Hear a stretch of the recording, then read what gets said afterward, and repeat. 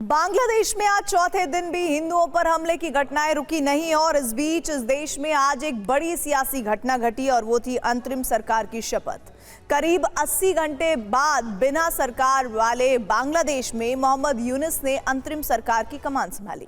उनका वादा तो हर बांग्लादेशी को हमले से बचाना है, लेकिन सवाल यह है कि क्या मोहम्मद यूनुस से वादा बांग्लादेश के 1 करोड़ 30 लाख हिंदुओं से भी निभा पाएंगे? हिंदुओं के खिलाफ नफरत की आग में सुलगते बांग्लादेश में अंतरिम सरकार ने कमान संभाल ली।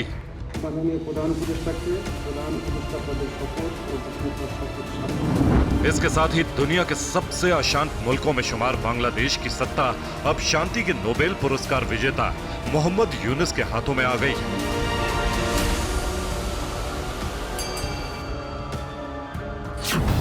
लेकिन सबसे बड़ा सवाल तो ये कि क्या मोहम्मद यूनुस बांग्लादेश में शांति ला पाएंगे? क्या मोहम्मद यूनुस बांग्लादेश में जारी हिंदू संहार को रोक पाएंगे? क्या मोहम्मद यूनुस बांग्लादेश में कट्टरपंथियों के कहर पर लगाम लगा पाएंगे? क्या मोहम्मद यूनुस वाकई सत्ता चलाएंगे या फिर जमाते इस्लामी की कठपुतली पर रह जाएंगे? क्या मोहम्मद यूनुस बांग्लादेश को आगे ले जाएंगे या फिर पाकिस्तान की तरह बर्बाद राह इख्तियार करेंगे? इन सवालों के जवाब तो आने वाले दिनों में मिलेंगे, लेकिन अभी जिस तरह से दुश्मन का दुश्मन दोस्त होता है, उसी तरह से मोहम्मद यूनुस हो या जमाते इस्लामी प्रमुख शफीकुर रहमान या फिर बीएनपी प्रमुख बेगम खालिदा जिया, तीनों की पहचान पूर्व प्रधानमंत्री शेख हसीना के कट्टर विरोधी की है, जिनके देश छोड़ने के बाद से ही बांग्लादेश में हिंदुओं का जीना तो छोड़िए, खुलकर सांस लेना तक दुश्वार हो गया है।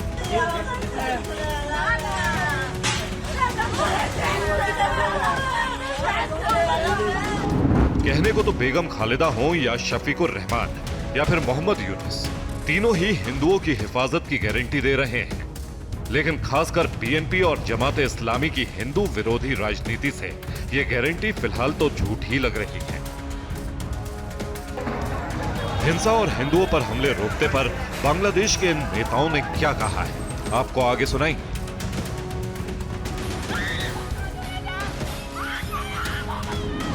साथ ही आपको यहां से भारत में पनाह लेने की खातिर सरहद पर टकटकी लगाए बांग्लादेशी हिंदुओं की हकीकत भी दिखाएंगे। अभी आप बांग्लादेश में हिंदुओं पर जारी बर्बरता की नई तस्वीरें।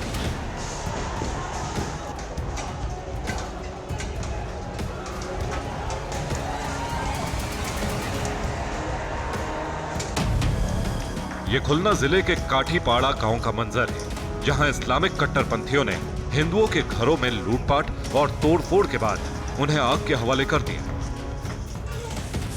हिंदुओं के खिलाफ हिंसा की ऐसी कहानियां बांग्लादेश के कोने कोने में नमूदार हैं। ये फिरोजपुर जिले का टोना इलाका है। यहां भी उत्पाती जमात ने हिंदुओं को निशाना बनाया। पहले तो लूटपाट मचाई, फिर इन घरों में आग लगा दी।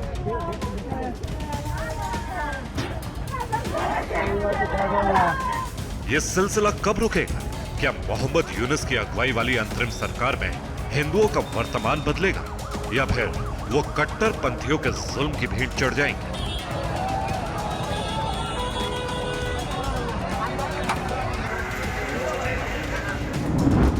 इसे लेकर मोहम्मद यूनुस ने क्या भरोसा दिया है, पहले उसे सुनिए, फिर आपको बांग्लादेश में जारी हिंदू संहार का अगला अध्याय दिखाएंगे।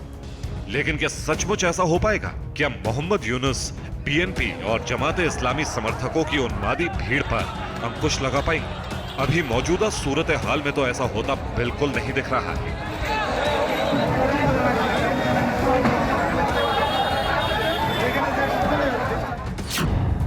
क्योंकि बांग्लादेश से आई रिपोर्ट के मुताबिक अब तक करीब 100 इलाकों में हिंदुओं पर हमले की घटनाएं सामने आ चुकी हैं।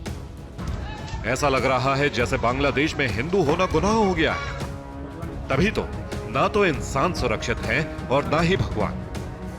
ये सिलहट की तस्वीर है, जहां इस्लामिक कट्टरपंथियों ने शेख घाट इलाके में 100 साल पुराने गौर निताई मंदिर पर हमला किया, मंदिर का सब कुछ लूट लिया और इससे भी जी नहीं भरा तो मूर्ति भी तोड़ डाली।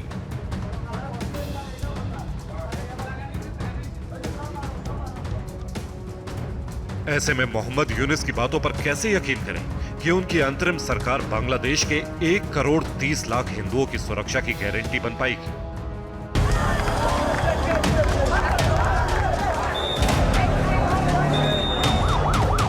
अभी तो सबसे ज्यादा जरूरत बांग्लादेशी हिंदुओं को साथ देने और उनका विश्वास जीतने की है, क्योंकि गांवों में रहने वाले हिंदू ही नहीं बल्कि राजधानी ढाका की पॉश कॉलोनी में रहने वाले लोग भी महफूज नहीं हैं।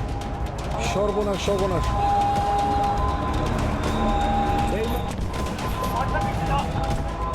ये राजधानी ढाका की तस्वीर है, जहां शहर के अंदर हाउसिंग सोसाइटियों में रहने वाले हिंदू परिवार भी कट्टरपंथियों के निशाने पर हैं। सैकड़ों कट्टरपंथियों की जमात धारदार हथियारों के साथ ईसीबी स्क्वायर एरिया की इस सोसाइटी में पहुंची और हिंदू परिवारों पर हमला बोलने लगी। वो तो गनीमत थी कि मामला राजधानी का था। ऐसे में सेना पहुंची और गोलीबारी कर हालात को संभालने की कोशिश की।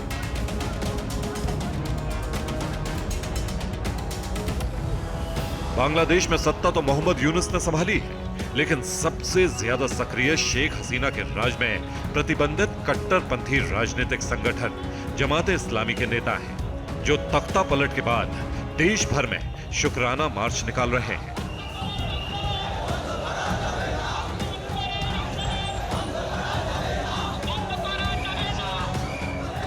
संगठन के मुखिया शफीकुर रहमान तो दिखावे के लिए हिंदू मंदिरों की दहलीज तक में दस्तक भी दे रहे हैं। गुरुवार को ही उन्होंने मशहूर ढाकेश्वरी मंदिर का दौरा किया।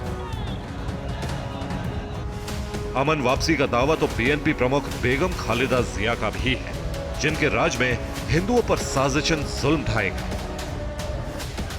बेगम खालिदा जिया की इन बातों पर बांग्लादेश के 1.25 करोड़ से ज्यादा हिंदुओं के लिए यकीन करना मुश्किल है, क्योंकि 1991 से 1996 और 2001 से 2006 के बीच बीएनपी और जमाते इस्लामी के राज में बांग्लादेश में हिंदुओं को कैसे सताया गया, उन्हें मरने या फिर भागने के लिए मजबूर किया गया, ये बात किसी से छिपी नहीं है।